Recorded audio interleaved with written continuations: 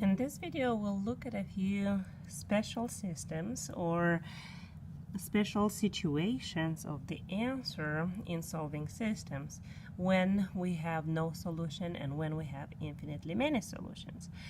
So for all graphic, we know that no solutions will be when the lines are parallel, and from graphing again we know that infinitely many have to be overlapping lines. But how to determine by elimination when we have no solution and when we have infinitely many? So for the first example, I'm going to start with graphing. I'm going to visually see, do I have no solution or infinitely many? Then we'll go back and see how to eliminate. So for the first example, where I have 12x plus 4y equals negative 12, I will transform this to slope-intercept form. Using inverse operations, subtract the 12x, bring down the 4y, group the terms in x first, then constant, and then dividing by 4 gives me the slope-intercept form where y is alone, then slope negative 3 multiplied by x and minus 3 the y-intercept. So this line is going through negative 3 on the y-axis with a negative 3 over 1 slope. So the second line has the equation 3x plus y equals negative 3, and to graph it, I'll transform it to slope-intercept form, minus 3x on both sides, and here's my y, and then negative 3 the slope times x, and the y-intercept negative 3. So I can see that that is the same exact equation, so when I graph I have to have the same exact line. So that means that the second line, if I graph it, overlaps with the first. So all the points of the first line are in common with the second, and that's when we call it infinitely many solutions, because all the points are in common. Infinitely many solutions. So this is the graphing way of determining how many solutions we have. But then if I have the equations in standard form, I can try to eliminate and see what happens. By creating opposites, I have to decide first, what do I want to create opposites for x or for y? So for x, I can create 12 and negative 12. For y, I create 4 or negative 4. So I'm going to choose to create opposites for y. That means that the second equation I would have to multiply by negative 4, because negative 4 times y would be negative 4, and that would be the opposite of positive 4. Second equation remains the same. That means you multiply it by 1. So 12x plus 4y equals negative 12. The second equation will have to multiply by negative 4, so that would be negative 12x minus 4y equals positive 12. So you have now created the opposites that you originally planned. So I originally planned to create opposites for y, and I reached my goal. But then by looking at the other terms in the system, 12 with negative 12 are opposites as well, so they will eliminate, because 12 minus 12 is 0. 4 minus 4 is 0. And then negative 12 plus 12 are opposites as well, so that's a 0. So what happened, I only meant to eliminate the y term, but everything got eliminated. So all the terms, the x, the y, and the constants. So here we have a 0, here we have a 0, 0 plus 0 is 0. Here we have a 0. So we have 0 equals 0, which is good. It's a true statement. So it's not what we planned, but it is a true statement. A true statement results to infinitely many solutions. So if that happens and you have it 0 equals 0, a true statement, the answer will be infinitely many solutions. Just like we saw it right here on the graph, the lines overlapped. So you would say infinitely many solutions. Infinitely many solutions. True statement, 0 equals 0. And in a second example, I'm going to start with the graph as well to see what happens first and then get back to the elimination. First equation has 10x minus 2y equals 10, standard form. I'll transform it to slope-intercept. Bring down negative 2y, negative 10x plus 10 are my two terms that cannot be combined.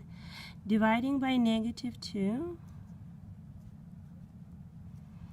gives me that y alone, and your slope, negative divided by negative, will be positive 5, going through negative 5 on the y-axis. That would be your y-intercept. So we have this positive slope going through negative 5. 1, 2, 3, 4, 5. And we have a positive slope 5 by 1. So we have positive slope 5 by 1. At first line. Second line, the equation is in standard form, negative 5x plus y equals 10. Dividing, using the inverse operation, we add the 5. To transform to slope-intercept form, so here we have that slope again, 5x, which is the same slope, plus 10, this time the y-intercept. So we have the positive 10, the y-intercept where the line has to go through, and then the slope is positive 5, so it's the same slope as the first line. If we have the same slope as the first line, then the two lines will be parallel. Parallel lines will never intersect, so therefore this system will have no solutions, because by definition two parallel lines never intersect. No solutions. And a solution of a system is the common point or the intersection point of the two lines.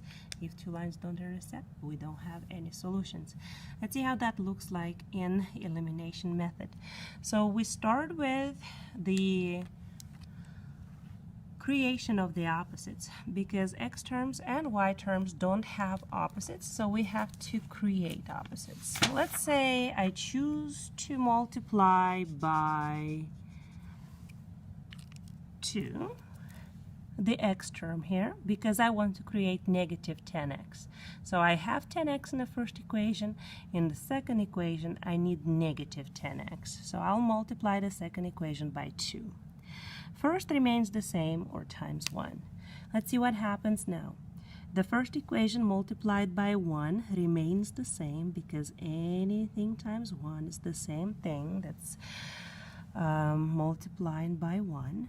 Second equation, all the terms need to be multiplied by 2, and negative 5 times 2 will be my negative 10x, which I planned to create to start with, and that was my goal. So here's my goal. Then 2 multiplied by 1y is 2y, and 2 multiplied by 10 is 20.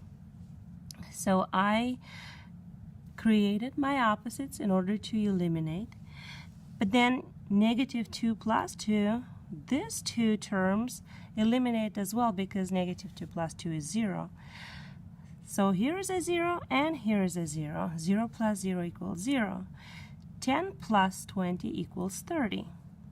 So the x value eliminated, the y value eliminated, and I have a 0 on the left side after I added the equations in the system. 10 plus 20 is 30. When then I look at my balance here, and that is not a true statement. 0 does not equal 30, so you can say no solutions, because we have a false statement.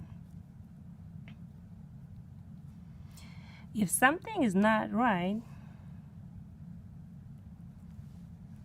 we can't have a solution for something that it's not true, which is no solution in the graphing as well, because that we had two parallel lines running side by side, never intersect.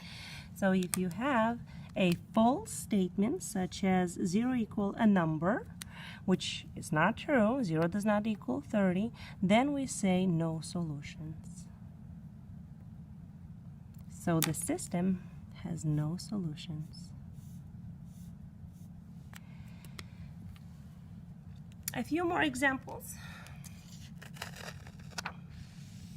to see how to identify if a system has infinitely many or no solutions by elimination. Next example, 2x and negative 1x, 6y and negative 3y are your choices if you want to create 2x and negative 2x, or you want to create 6y and negative 6y. Make a choice.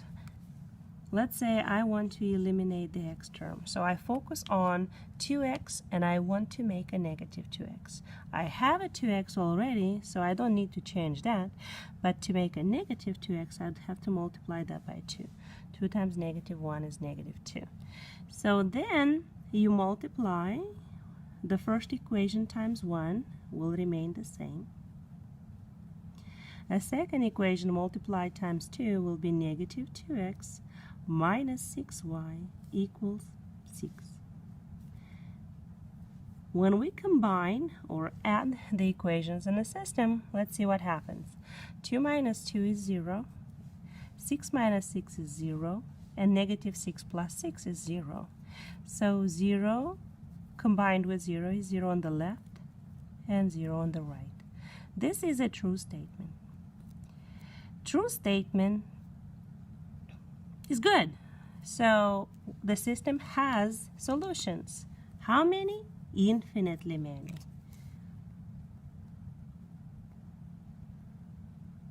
Infinitely many solutions.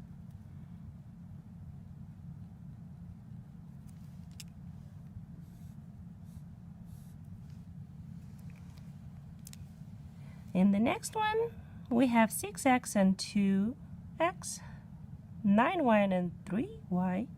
I can multiply by, maybe I want to eliminate the y term. I want to create 9 and negative 9. So I have to multiply by negative 3, the second equation, because I want to make a negative 9 here. First equation will stay the same. So 6x plus 9y equals negative 18. Second equation multiplied by negative 3, every single term, will give us negative 6x minus 9y, and then negative times negative is positive 18. 6 minus 6, that'll be 0. 9 minus 9, that'll be 0. Negative 18 plus 18, that'll be 0. So if I combine these two zeros, that's a 0. And I have a 0 right here. That's good. I have a true statement. True statement is good.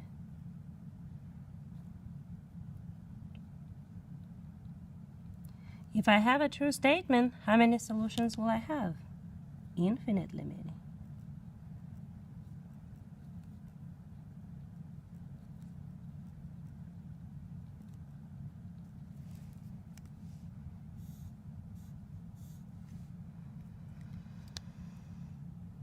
Let's see the next example. What would that happen? Make a plan. What do you want to eliminate? I want to eliminate here, the x term. So I have a 6x and I would like to create a negative 6x. So I'd have to multiply by 3. First equation remains the same. 6x plus 12y equals negative 24. Second equation multiplied by 3 will give me 3 times negative 2, negative 6x. 3 times negative would have been negative 12y. And then 3 times negative 24, that would be negative 72. Combining the equations in the system has 6 minus 6, eliminating, which was my original plan. But then 12 minus 12 is eliminating, which was not my plan, but they eliminate. And you have 0 on the left combined with 0 equals 0. On the right hand side, we have negative 96. 0 does not equal negative 96. That is a false statement. Every time you have a false statement, that's not good. Not good, no solutions.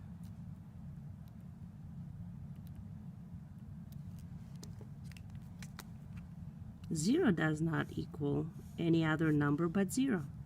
So if we have a statement such as 0 equals negative 96, that's definitely false. The system has no solutions. And the last one, we have a system where we want to try to eliminate something.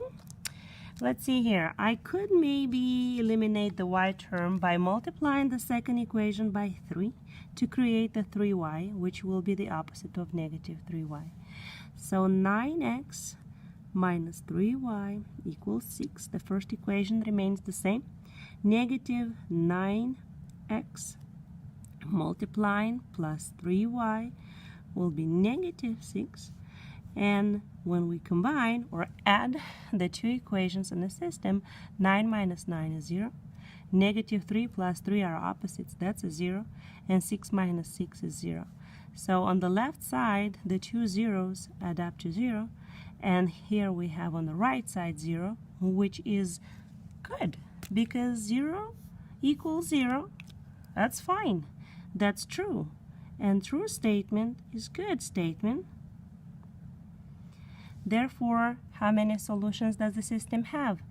Many, many, many. How many? Infinitely many.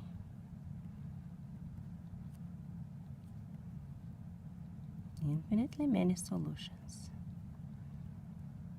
True statement.